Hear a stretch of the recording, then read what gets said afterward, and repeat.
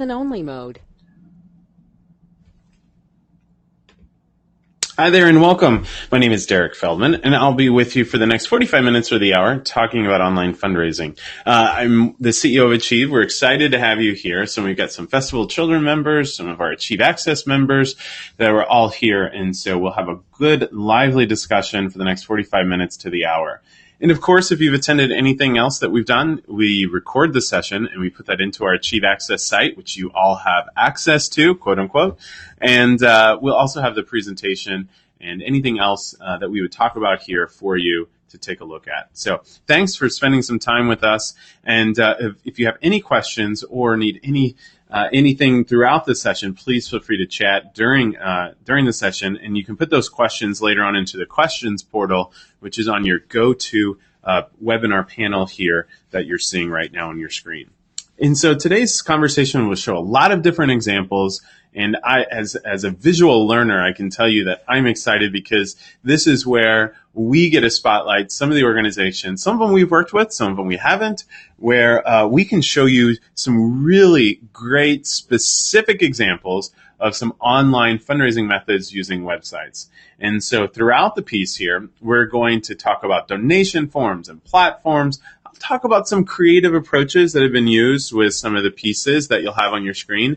And then we'll actually end with some Q&A that we can get to as well. We'll make sure to get you out a little before the hour, maybe 5 to 10 minutes, just to hit that next meeting that you got to go to. And so when we talk about online fundraising, what we usually look at, and one of the core things that we do, is sit down with organizations to try and help them understand what really online fundraising is. Online fundraising is a method and an approach. It is a method to try and excite impulsivity in learning about the organization and also giving. I think the challenge that we have seen in online fundraising, and this is just online communication in general, is that over the course of time, we have seen the communication style in the online environment not only become much shorter and quicker, but also I would say more colloquial and more humanistic in its delivery. And because of that, some organizations have really struggled, I would say, to try and make that transition. So for instance, as an organization, do you just send out press releases and put those on your websites, or do you modify that language in an online environment for somebody that might be viewing it?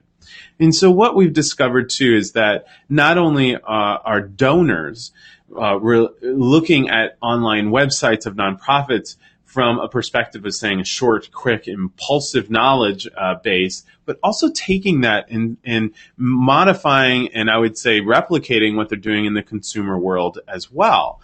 For instance, the rise of use of buttons and messaging and short, quick, instantaneous actions that somebody can take is very common in consumer-based websites. And if you look at Amazon to buying products and how they've even teach you how to shorten the way in which that you message what that product is and what that product does, all of that has changed some of the online behavior that is actually going into how donors relate to organizations. The other thing too is, and this is sort of the hard cycle about online communication, online fundraising, is that we continually have to keep it fresh and ongoing. It's sort of this cycle of ongoing content development. And for some of us as organizations, it's really tough because we're not equipped to be in this always producing mode of content and pieces for our website. I remember when some of the first sites I worked on with my organizations is as soon as we produced the site, we felt like, wow, we can really take a break and we can move on to something else. And now there really is no break. We're always in mode to develop new content, new website looks and feels to test things out. And so when we think about online fundraising, we like to say that there are 4 primary things online fundraising should do. The first one being making a statement. Our goal is that we have to make a statement in order to grab the attention of the person who is viewing the site. Now, this is kind of contradictory to probably what you've heard in marketing, where we would say we want somebody to know our mission, our vision, all of these other things about us. In reality, how many of you have actually gone to another nonprofit's website, truthfully now, ask your friends too, and the first thing they gravitated to was a mission statement and read it and completely understood what was going on? We don't do that.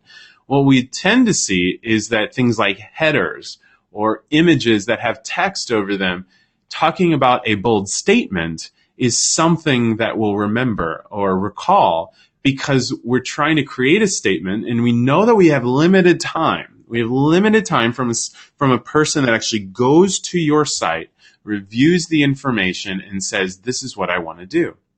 And so from that perspective, our fundraising messages need to make a statement. It needs to be a little bit more bolder. You're not going to have paragraphs upon paragraphs of case statement or direct mail copy that we can try and make just sort of transform into the online environment. We'll have to make a statement. The other thing is that we'll have to tell a story. And now I want to be cautious about this because you probably have heard, and it's a very well-known marketing and public relations tactic to tell stories. However, telling stories from a fundraising perspective, we can do that through images. We can do that through small paragraphs of saying, this is a person that you are helping as well. And so because of that, our role of telling a story all of the time is something that we have to embrace. And I know that we may not have the expertise to always do that, but showing people, and that kind of goes into the second one, showing imagery to spark an emotional connection to something or somebody, usually somebody that you're helping, is so important. And it's so interesting to see the dynamics of online fundraising come into play in this sort of imagery and storytelling.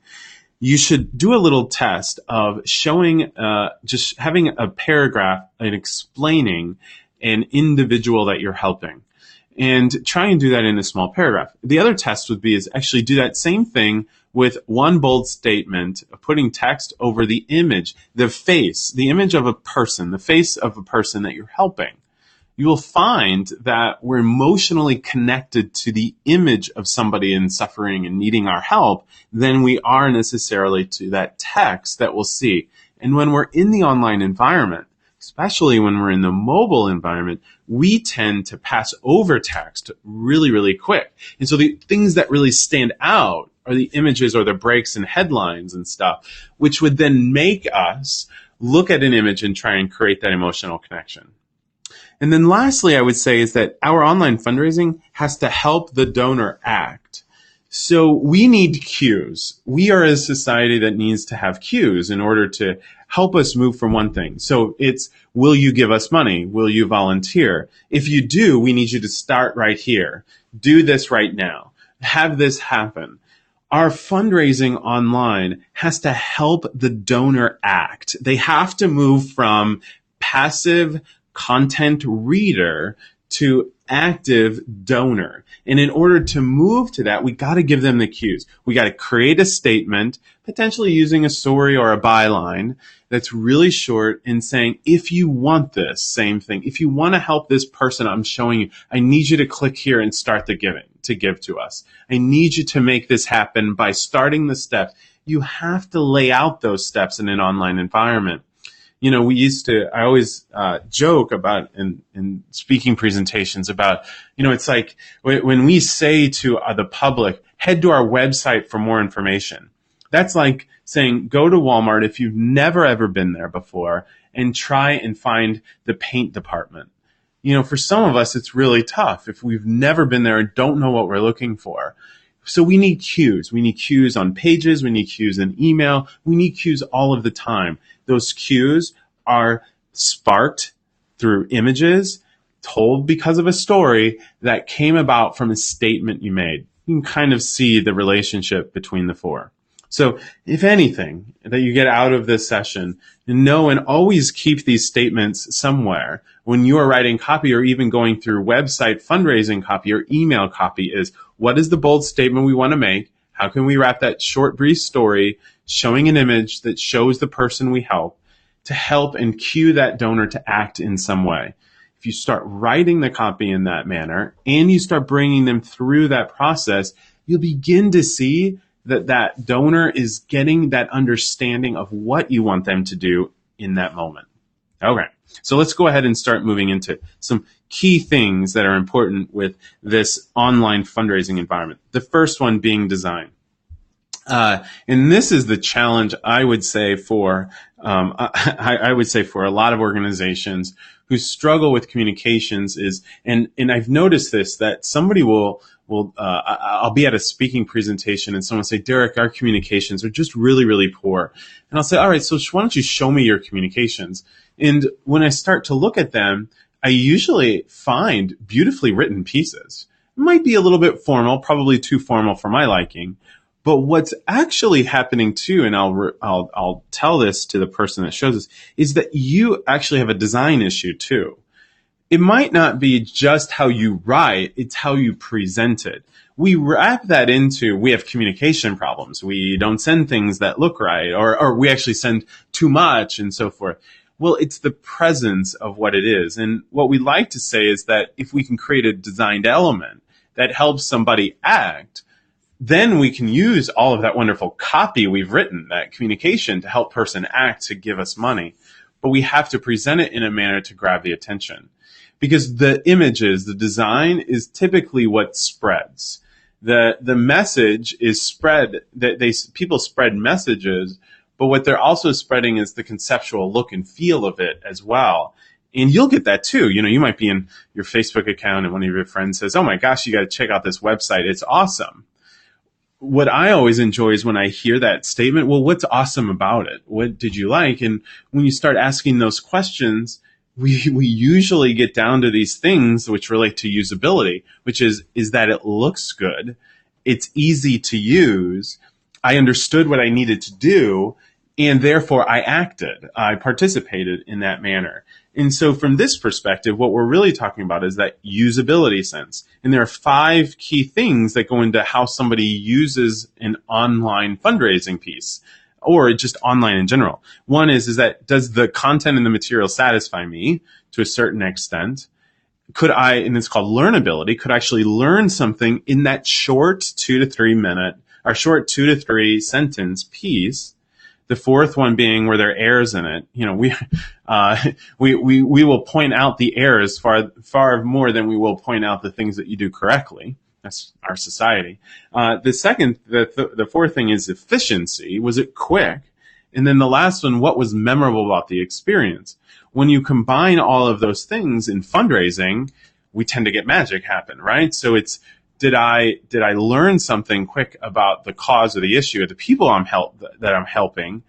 Was it a memorable piece? Did I like the design? Was it easy to use? Were there no errors? And at the end, I felt good. I was satisfied with it. And so it's sort of that usability doesn't just exist when I talk about fundraising or just website usage. It actually correlates to how fundraising and organizations are raising money. And then I would say lastly, too, is that we cannot think that somebody is going to be sitting at their desktop and doing what you're doing right now, which is devoting a lot of time right now to listening to this presentation. That's because this is a learning environment. For most of us, our learning environments happen while we're on the go, while we're doing certain things. And so the rate and speed of our knowledge attainment is so much faster in certain environments. And what I always tell organizations is that, are you designing this fundraising page for somebody to spend time with it? Or are you designing it for somebody to understand it quickly and then react to it? And your default should always be the latter, because people read so much content and information through mobile websites and through other things. And so it's your goal to try and create pages, forms for donors, all of those things with the mindset that these people have less than 30 seconds to probably do this, and they're moving on. And you want them to take that 30 seconds and then move into another minute or two and spend time with the content. But you have to help them build and get their attention to do that. All right. So let's do this. Let's start talking about donation pages, and then we'll get into some forms of donation forms. Overall, I would say that one of the core things that we have seen in a lot of donation pages is making it much more simplistic, much easier for all of us to try and understand how I can make gifts and how I can make something happen. This website, as you see in front of you, does several things. One is that they use imagery, and one of the core things in fundraising that you have to remember is that in fundraising, you raise money to help one person. I know that you might help 1,000 people, but to the donor, I can conceptualize the one person. In my mind, when somebody in an online environment views this donation page, they immediately go to the individual in the background right here. And knowing that if I give money, I'm helping that person. I'm helping them be successful in whatever they do.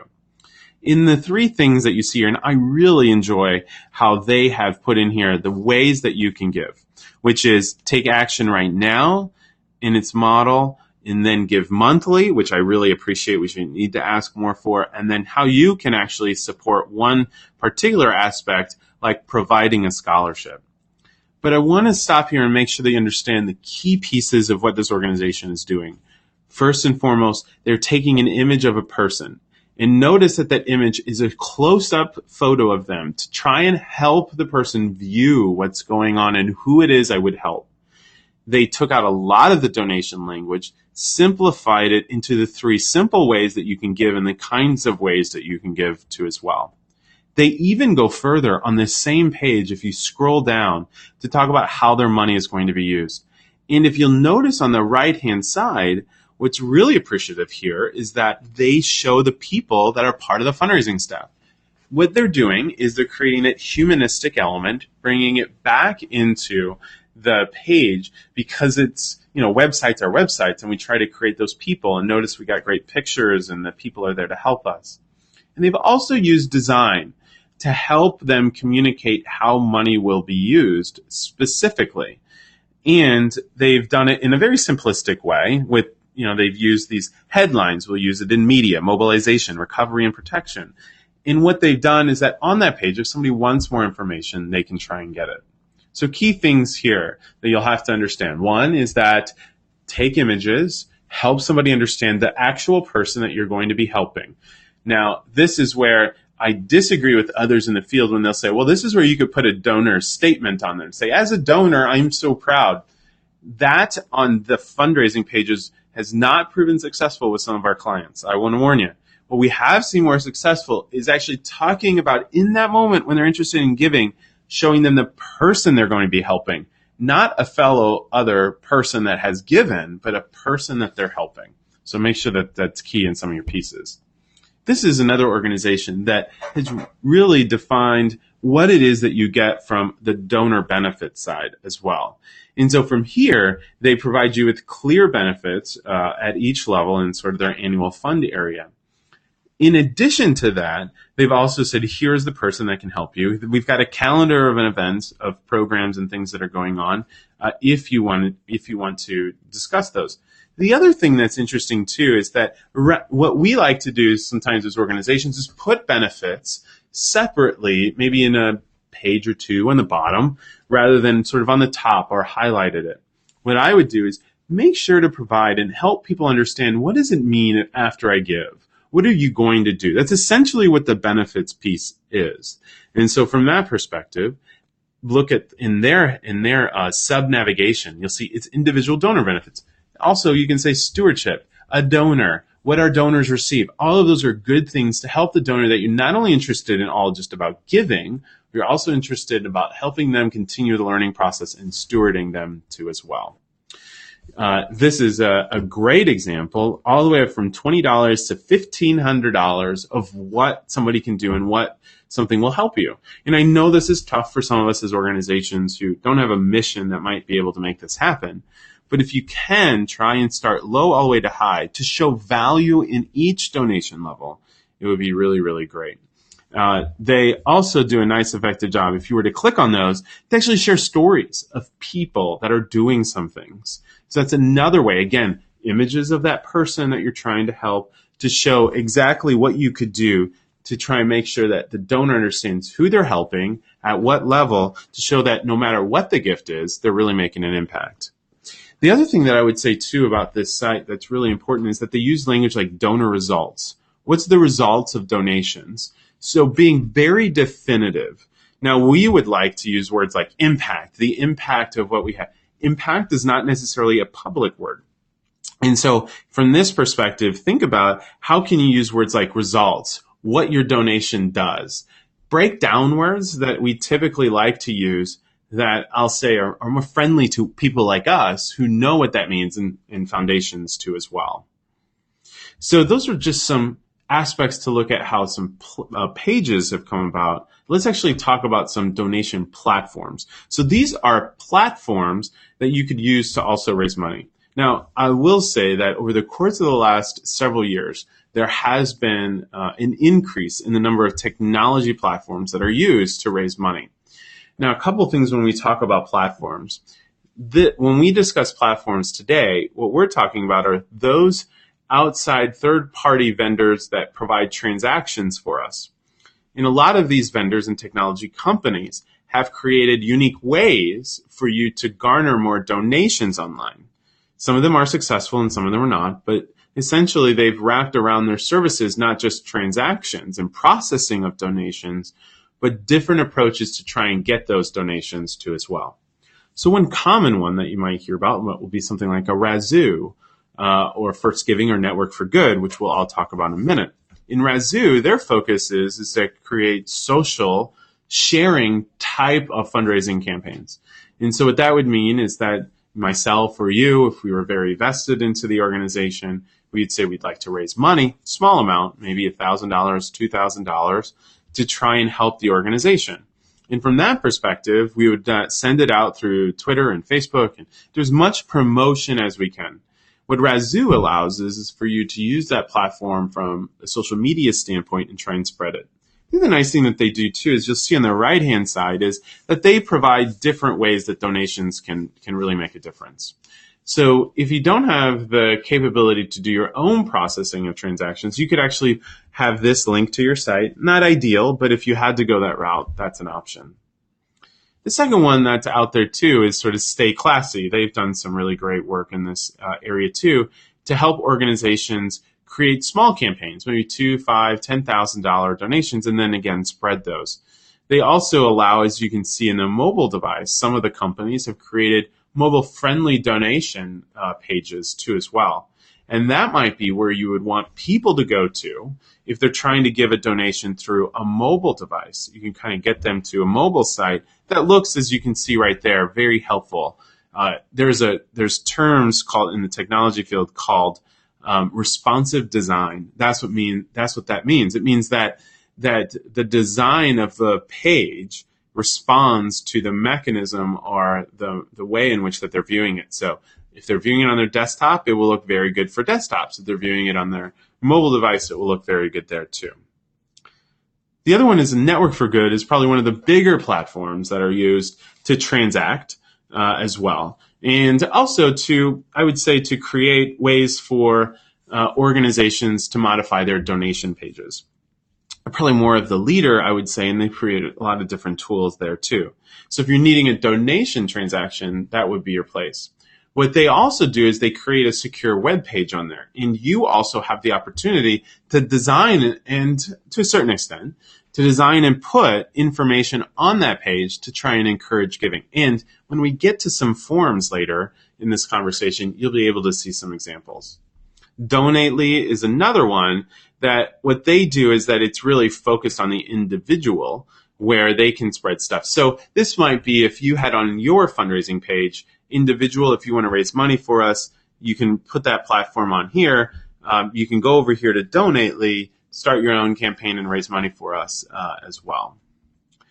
Fundly is very similar, except they take it to more of a crowdsourcing piece in that they try to say, we're trying to reach this goal really quick, and they use it more as a crowd fundraising arena where they try to get a lot of donations really quick to hit a bigger goal amount, and anybody and everybody can participate from that standpoint. Very similar to CrowdRise too as well.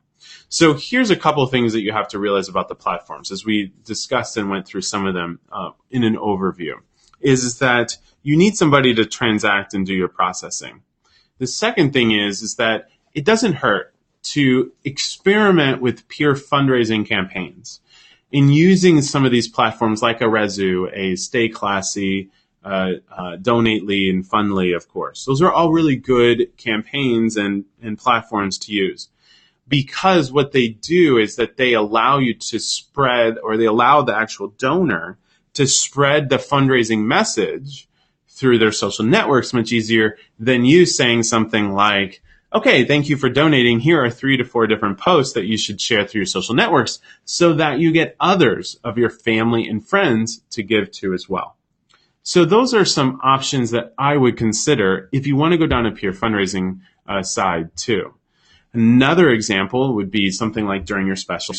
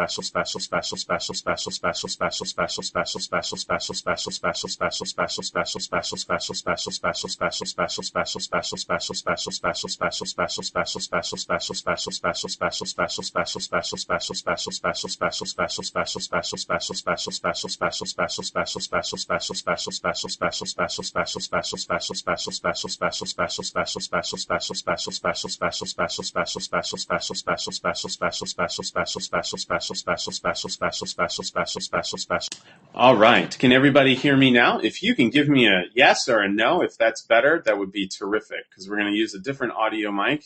So let us know if that's all right. Thanks, Yvonne. Thanks, Amber. I appreciate the note. Always helpful when the audience tells you what's going on. So, all right. So apologize. I heard that you heard me say the word special about 800 times. So this is a very special webinar. You missed it. It was a very good point. No, I'm just joking. All right. So we'll go ahead and finish. I apologize for that. So in this perspective here, what we're saying is that the consumer audience, what you may not know now, is that the consumer audience and the consumer way that we buy products and the process in which that we do that also changes the way that we buy things when we actually give to organizations. I want to point out a couple things with donation forms, and I'm going to go to one of a key one that I really enjoy. And this is an organization that has done a nice thing about saying that there's only 4 or 5 things that you'll have to fill out. And it's your gift amount, what are the payment options, and then from there, the giving preferences, tributes, if you wanted to do that, even your benefits too as well. What I really enjoy here, there are several key things on this page. Notice is that if you have a question, they make sure that you can ask that there. You can give them a call. The second thing is is that they have that bold statement right at the top. Thank you for joining the family of donors. Your gift will do blank right away. And that's the similar messaging that is being used in all other pieces of their fundraising case statements online as well. Now, the nice thing that they do is that they have built in on the right-hand side a way to promo maybe a certain type of gift. So, and we've done this with some organizations successfully too. If you were to build out, or if you're going to do a website, I always like to have something on the right-hand side there that's more of a promo that you can change out whenever you want. So, for instance, you always have your common donation form that's right here on the page. On that right-hand side, you could do things like, if you have a special event, make sure you buy your tickets today. Do you have a special need right now? Right now, we really need XYZ to make this happen. And so you're almost running your own fundraising ad within the donation page. Consider that when you're designing your next websites. The other thing that they do too on the bottom right is that they continue the membership and the view the benefits levels too as well. So if somebody does have a question about some of those benefits, they can continue. So a couple key things to consider. One is they've simplified and they've really shortened the types of things that you have there in accepting payments. The right-hand side is a way that you can do a fundraising ad, a way in which that you want to promote a certain gifting opportunity. And then on the bottom right, it talks about the different levels as well. I'm going to go back to the 4-H example. And sorry, it's a little fuzzy on the screen there, but what you'll see here on the 4-H one is that the right-hand side talks about the ways to make your gifts can make a difference. This is a campaign page that we created for them. And so this is the same imagery that's also used in that campaign too as well, including on the bottom right-hand side, 6 million 4-H youth making connections too. This is another organization that I really enjoy their forms, and we see a lot of great things that are going on right now. This is a form that's used for peer fundraising primarily too, that you'll see there too that the donation can be credited to somebody's fundraising page. So, if somebody was raising money on your behalf and you wanted to give them credit, that's a way to do that. It's a creative way. You could list their name in there. It could also be an honor or a tribute. Those are different options. And what they've done is that they've asked them to create that too as well. You might be able to, and we're experimenting with this right now, so you'll have to get back with me on this. But another interesting thing you might want to do is if you had a unique question that you wanted to ask them there as a pull down, you might be able to do that too and get away with it. So for instance, as a donor, I care more about, and then that would give you interest information about that individual, which is always, always so helpful. What I like too is you'll see here is they've got the different just a simple block of what the numbers are one time, monthly too as well. Questions on the right hand side, which is always good if they have more information or need that. This is a membership form. These are different ways that perks and things happen. And in this membership form, you can click on the different levels and pieces that you get. And then from there, you would actually start to log in and get your membership. Amnesty International is one of my favorites too. Two-column approach, which is very nice. And they simplified it there by also making sure that they would like to receive information. On your donation forms, make sure that you have would you like to receive communication with us? A lot of us forget that and just assume all donors want it. And so don't do that. Don't get in the habit of making somebody who is a donor not like you through all the email communications that you might be getting. This is another donation form where, in this case, they were looking at doing a couple things. This is a younger generation piece. On the left-hand side, they had some, information that if they wanted to fill out, they could, including their Twitter handle, Facebook account, so they could get recognition on Facebook and in Twitter, which is a kind of interesting piece. This is a client of ours that we worked with. And also to sign up or, to opt out of the newsletter, those are all options there too. So in all of this, what I think the biggest things that you'll need to understand is that we've got forms. We still have to sell them on why they need to give a gift to us, that case statement, that bold statement that we were talking about earlier. It helps to create an image if you can. We really like the buttons that show the different levels, and also, as you'll see on your screen right now, the ways that those levels, those gift amounts, will actually make a difference. And then lastly, as you look in all of this, that you want to try and create the forms in a more broader sense of saying, let's do 2 columns and different aspects there too as well. So in the form capabilities here, also make sure that as you're going through what donation form development, consider that right-hand side here. Consider what it is you want to push. Create a visual ad, a visual piece that could also relate to the campaign. So if you have like your end of year campaign, you could create that ad right in that right-hand corner too as well. Okay. And then this is the last one that I have here, and this is the St. Jude. They do a nice job too. What I like about this one is in a very simple way, they've done that this is my monthly and then dedicate my donation right there, which is a very nice piece to some people that I would say are not used to trying to ask for monthly donations or how to do that. That's a really great piece. And then the dedication and tributes too as well. So let's take you through what we've done so far. We've talked about how pages and content and language needs to change. We talked a little bit about how that relates to the design and the features of people. When we're asking for money, we ask and we show images of people. We make that bold statement and we bring it all the way down. And the second thing is that we've been talking about forms, how to make those forms really good. And if you needed to use other platforms to make that transaction processing happen as well. So now we're going to finish here with some of the creative approaches that we also wanted to just talk to you about that you might want to consider. The first one being around video. Video can be a persuasive giving mechanism for some organizations that can do video really well. Now, one of the best examples, obviously, is you'll always hear about a charity water, which I have on the screen. But we have seen some really impactful video where you'll show 10 to 30 second, not minute, trust me, don't do minute, 30-second spots that talk about and show the faces and the individuals that you are helping. Notice I said the faces of the individuals, not necessarily that you're just video recording the special event you had and there's people in the background that just happen to be at the activity. That stuff isn't what the video should be used for. We need to start using video in that sense in a more creative way to say, how can I, in a really a video motion way, create and show stills and images to people to help them understand the case and the need for our support. The other thing that we should also think about in using video in an online mechanism is the different types of ways to use it in stewardship and updates. One of the best things that you could do is even do a minute from your executive director talking about how you as an organization are working and how this quarter is going, these video vignettes and updates. Immediately, we always go to the blog as an option, and really we don't have to. And this is something that you can incorporate on that individual benefits page that we talked about earlier.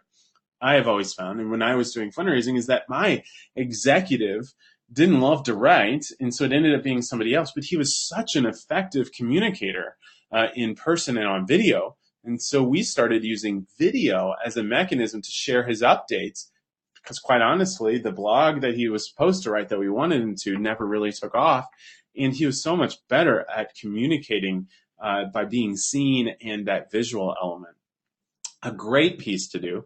The other thing that I have always found too is that in using videos into your donor communications is that create a page on your site in your individual benefits that says this is the quarterly update. Here's the 2 or 3 videos. And we've done different things where we'll say, one video is of the executive for a minute talking about what's going on. Another one might be a core volunteer, somebody from the program staff, and maybe somebody else that they're helping. Short pieces, they don't even need to be as edited, just very short, pieces that you can put on YouTube or even on your website there. So use video to reinforce what you're seeing on that page from the benefit side to also what the impact of the organization is.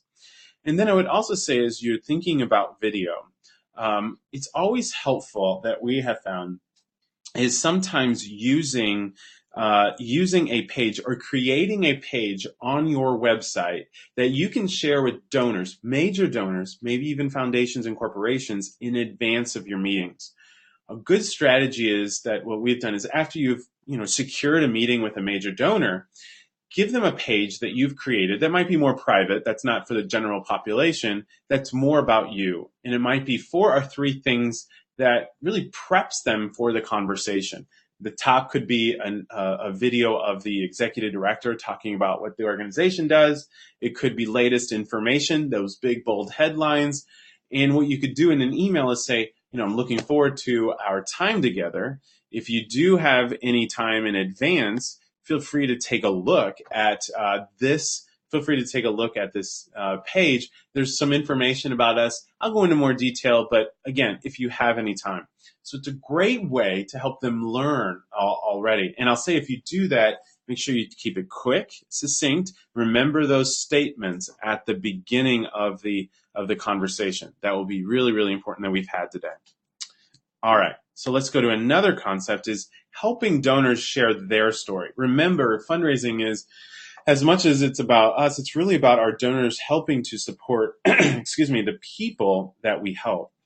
And as much as you can, and you'll see here, the American Red Cross does a nice job on trying to help people share their stories of why they give and what they do, why they volunteer to as well. Don't be afraid to ask people to share their stories. And of course, when we say, try and get their stories from a very short, couple paragraphs about what it is that pulls them. And don't ask necessarily all the time, why do you give? That's going to be a good answer. But why is it that this is important? Why is the cause important? Why is it that we have to help people? Ask them questions about the people, and you'll get to some of that answer too as well. That's what we have always found. But share donor stories. I mentioned earlier that, on that page of transaction, yes, that is a page that needs to focus on the individuals you help, but you can share throughout other pages about people that are supporting you. But really what you're doing, if you use the language of why is this issue important, why is the cause important, you're going to be getting some really great sound bites from donors about what it is that's important in the issue in the community, rather than just, well, this is why I give, which is hard to relate for somebody who just reads that too as well. So get and share donor stories as much as possible. What I would recommend is that as somebody, after they give to your organization, they usually get a follow-up standard email. By the way, make sure you change that thing up. It's so boring. And all, from Sage to Blackbaud, they just have standard forms that they have already pre-populated. So make sure you get some really good pieces there. And in that follow-up email, what you could do is say, thanks for being a donor. Here's 3 pages of our website that I want to tell you about. The first one is, here's where you can get some updates, some videos of our executive director. Second thing that you can do, we've got 2 or 3 upcoming events. Love to have you there if you can make it. Third thing is, we want to hear from you about why this issue is important. From time to time, we highlight the issues and we talk about those things and have them go to a site similar like this, where they can do this and get that information. And by the way, you don't need a lot of technology to do that. They could even share that in Facebook, your Facebook environment too as well. All right, so now it's 12:45, and so I may have bored you throughout the whole conversation, or you might still be stuck with me saying the word special 100 times. But if not, I'm glad we're here towards the end, because I'm going to finish up in a little bit. And so if you have any questions, make sure and put those in right now, and we'll get to those. Again, we'll get you out before the hour too as well. So just to make sure that I leave you with some checklists to think about. Remember, we started with what is fundraising, online fundraising supposed to be about, and then we're going to leave with some checklist things for you to consider. First and foremost, is the action easy to find? You have to guide people, right? We need cues. I gotta help. You gotta help me. Click here right now to make this happen. We need you to do this right now, and you can do that by clicking on the donate button. Clearly tie it into that campaign too as well. Is it compelling? Remember that big, bold statement. This is, sometimes our lofty mission statements and our vision statements are really great. That's not necessarily the compelling reason for somebody to act impulsively in that moment. Remember, we talked about that the website environment is an impulsive environment. It's a quick.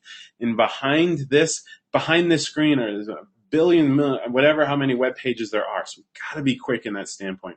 Do your donors know how their gift is used? We talked about that too, that we need to help them say, this is where we're going to go with that. This is what the result is of that gift.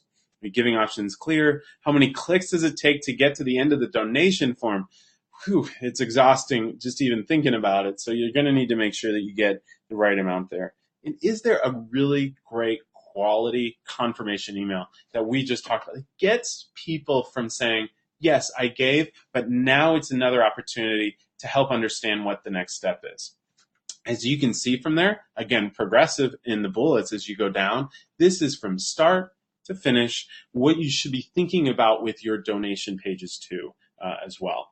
All right, so I see some questions coming in now that we're getting to that time together. And I know that some of you may need to depart, so thank you. But we got a couple questions here. One of the first questions is, Derek, you mentioned a lot about using images on the websites. We don't have the resources to hire a photographer. Any thoughts from your perspective? Well, you know, I remember buying my Canon point and shoot, this little camera, probably 3 years ago. And my wife and I had, I think, saved up our credit card points to do that. And now I look at that thing as it sits in my desk, and it doesn't do anything because my iPhone is actually much better. And I would say that, you know, now that everybody has the tools from smartphones to anything else, is that we're all photographers. And some of the best images I have seen are the ones that are not taken by photographers, because it is in the moment. And don't be afraid to show those things or share those on Facebook or do that. And so, yes, if you do need to use a photographer and you have the resources, that's great. I'm not advocating not to. I just be realistic, because the people that you're trying to connect with in a humanistic environment will want to see those images. Now, here's a couple hints that I'll give you about images where even if it's not the best photo, you can kind of trick it a little bit. So here's some secrets that we do. We will sometimes ask our clients to give us some of their photos. And from time to time, the photos just don't look that great. Well, if you open up the photo and you can put what's called a filter or a transparency, like a color or, you know, text over it. Once you do that, as long as the donor has the conceptual of what it is behind there, that and you can see it through the transparency of the filter of the coloring that you put on there, you've accomplished what you need to do, even if it's a lesser quality photo. So there's a couple tricks that we'll use from time to time. Every time we put text over it, we try to hide some of the imperfections if there are any, or even do those filters. And the best thing about that is any very common Microsoft pieces now. You can even do that on Instagram if you were to use that too as well. Or, you know, even if you could use it for your organization, if you have like an Adobe Creative Suite too as well. And I would say the same thing for video. Some of the best videos I've seen have had very little editing done to them, where they have a camera in front of a beneficiary, in front of an executive or a program person who speaks all of the time about the issue, just talking eloquently and about what's happening right now with the organization and the cause and the issue. All right, the next question that we have, this is a good one. So the question is around board. We have some board members that want us to redesign our website, but do not give us any money to do so. Any thoughts on how I can convince them besides showing them your PowerPoint? Yeah, you know, that would probably be a good way. It's a challenge too. And you know what's even more of a challenge, and I've been in your shoes where you've been in board meetings and they're like, you know, I just don't like they'll say, we need a new website. And I'll say, all right, you know, what don't you like about the website? And we might all have that same feeling. But what's hard about website and technology is that it is individualistic from time to time. It is the sense of that some people like certain looks and feels than they would like, you know, certain way things are positioned. And so as much as you can, I always try to bring it back to them and say, so because you haven't given me a big budget, because a big budget would mean that we could transform the site completely. So because you haven't, you've only given me a small budget, we might be able to hire a design intern or work with somebody, whoever created our website, you have to give me the 2 or 3 things that you think need to change regardless, knowing that we can't change the whole thing. And then I'll even say, all right, so of those 2 or 3 things, you have to help me understand, is it the way it looks? Is it the language that's on that page? Is it not clear what you're supposed to do? And in fact, you know what? I'm going to put up the website right now, and I want you to point to the things that you dislike on that. And it's a very good exercise, because what usually happens is they come out and say, I just don't like the whole thing, which is fine. And then that's when you can say, great. So if you don't like the whole thing, and, some of the things that you do have suggestions for, we really can't help. I would love if you could help advocate for more resources that we could do these. Now, let's sort of, even if that one doesn't work, what I've also found too is that there's some really creative young millennials that can do some design features and that can do some things for you that you would never even realize. I had to figure out how to code, only because that's also what people do here in my shop. But what is also interesting in that is that a lot of the designers know how to code, and they can do certain things to a certain extent because that's what they're teaching, and that might just be an option for you too as well, and in hiring somebody to do that. And one of the best people to hire is, I always think, a design or somebody that has design experience, because those are the things that will keep you consistently refreshed on both of your copy and how your websites look. All right, so the next question that we have comes around social media. Would you share the same images that you have on your website within social media or not? And it seems that we don't have enough pictures and images to share on our website all of the time. Any suggestions? Yeah, I think this is just making it a priority, right? So it's within your organization and saying on a weekly meeting, hey, we would love to get 2 to 3 images like this. And a lot of the organizations and clients that we talk with will actually create a document that says, this week we want to produce these things that we'll have on our website. And they break it down, and it says, we want to produce a blog post. We want to have these tweets go out. We want to somehow get these images from the field. We want to have this. And so if you can talk through what those images might be and making sure that somebody does it, because I will tell you, from time to time, I have left events, people have left activities and said, oh my gosh, I wish we would have taken a photo. And so if you can talk about what the activities and the programs that will happen that week, you'll tend to have some of that. You'll tend to be more disciplined in trying to make that happen. All right, so I have 5 till the hour. As I mentioned, we would like to end a little early for you to head out to your next meeting. Thanks so much for the time. Sorry about the audio. We'll make sure and get you the recording of this. Hopefully it didn't record me saying special so many times, but we'll also give you the PowerPoint if you need that too. Thanks so much. Enjoy your spring. Hopefully you're not cold wherever you are. I know some people are having inclement weather, but thank you. Enjoy the spring. We'll talk again soon towards the end of the month at our next webinar as well. Take care. Bye-bye.